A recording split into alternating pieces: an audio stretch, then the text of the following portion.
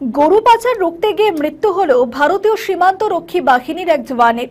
মৃতের নাম কপিল দেব সিং। বাংলাদেশ সেনা মাঝে মধ্যেই ভারতকে হুঙ্কার দেয়, এমনকি কাঁটাতার দেওয়া যাবে না বলেও ভারতকে তারা হুঁশিয়ারি দিয়েছে।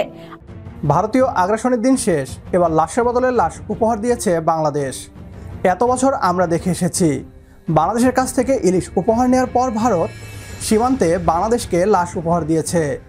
তথাকথিত গরু পাচারকারী ট্যাগ দিয়ে বাংলাদেশের বিজিবি সদস্য থেকে শুরু করে নিরীহ গ্রামবাসীদের গুলি করে হত্যা করে এসেছে বিএসএফ।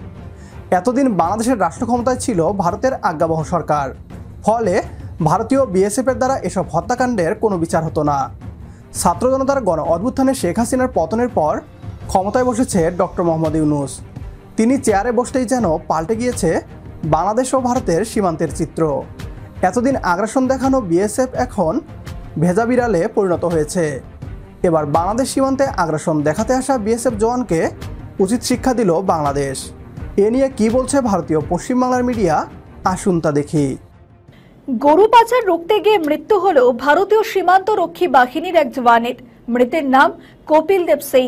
ঘটনাটি ঘটে গত 4 অক্টোবর বিএসএফ এর আগ্রা সীমান্তে, যেখানে ফাঁড়ির কাছে একটি অভিযানে তিনি নেতৃত্ব দিচ্ছিলেন। বাহিনী সূত্রে পাওয়া খবর অনুসারে বিএসএফ এর 88 নম্বর ব্যাটালিয়ন গরু পাচারকারীদের ওপর নজর রাখছিলেন। পাচারকারীরা ওপারে মোষ পাচার করছিল। পরিস্থিতি নিয়ন্ত্রণের বাইরে চলে যেতে দেখে তারা শূন্যে 3 রাউন্ড গুলি চালায়। ইন্সপেক্টর সিং পাচারকারীদের তাড়া করতে গিয়ে পা ফসকে জলাভূমিতে পড়ে যান। পাচারকারীরা তাকে দা দিয়ে আঘাত করে। দ্রুত তাকে হাসপাতালে নিয়ে যাওয়া হয়।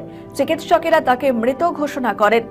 আগ্রা সংবাদের শিরোনামে এর আগে উঠেছে, চোরা চালান থেকে শুরু করে মাদক পাচার, গরু মোষ পাচার লেগেই রয়েছে। আর এর সঙ্গে রয়েছে অনুপ্রবেশের সমস্যা। বিজেপির সঙ্গে মাঝে মধ্যেই সংঘাত, কাঁটাতারকে কেন্দ্র করে দুই দেশের রাজনৈতিক উত্তাপ। তবে সবকিছুকে ছাপিয়ে গেল বিএসএফ জওয়ানের মৃত্যু। এই ঘটনা বেশ কয়েকটি প্রশ্ন উস্কে দিচ্ছে। কাদের প্ররোচনায় এইসব চলছে? এদের পিছনে কাদের সমর্থন রয়েছে? ভারতীয় সীমান্তরক্ষী বাহিনী এই ঘটনার তদন্তের নির্দেশ দিয়েছে। জওয়ানদের নিরাপত্তা যদি প্রশ্নের মুখে পড়ে, তাহলে দেশবাসীর নিরাপত্তা কি হবে? কারা এদের সাহায্য করছে? বিএসএফ পুরো ঘটনাটি পুঙ্খানুপুঙ্খভাবে তদন্তের নির্দেশ দিয়েছে। অভিযানের সময় মানসম্মত পদ্ধতি অনুসরণ করা হয়েছিল কিনা, সেটাই একেবারে জলাভূমিতে পর্যাপ্ত নিরাপত্তা ছিল কিনা তাও খতিয়ে দেখা হচ্ছে। এই অঞ্চলে অপ্রাণঘাতী অস্ত্র নিয়ে পাহারা দেওয়া কিন্তু বিএসএফ কে ঝুঁকির মুখে ফেলে দিয়েছে। সীমান্ত অত্যন্ত স্পর্শকাতর অঞ্চল। মালদার ওই আগ্রা প্রথম থেকেই স্পর্শকাতর এলাকা হিসেবে চিহ্নিত হয়ে আসছে।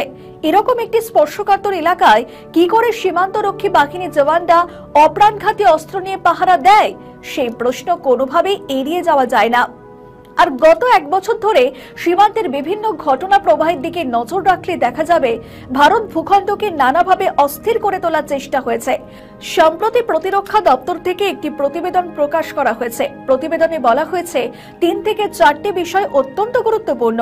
বলা হয়েছে বাংলাদেশ সেনার ক্ষমতা এখন আর ওয়াকারুজ্জামানের হাতে নেই, চলে গিয়েছে জামাতের হাতে। তাই বাহিনীর সদস্যদের মগজ ধোলাই করে তাদের মধ্যে ঢুকিয়ে দেওয়া হয়েছে ভারত বিরোধিতা।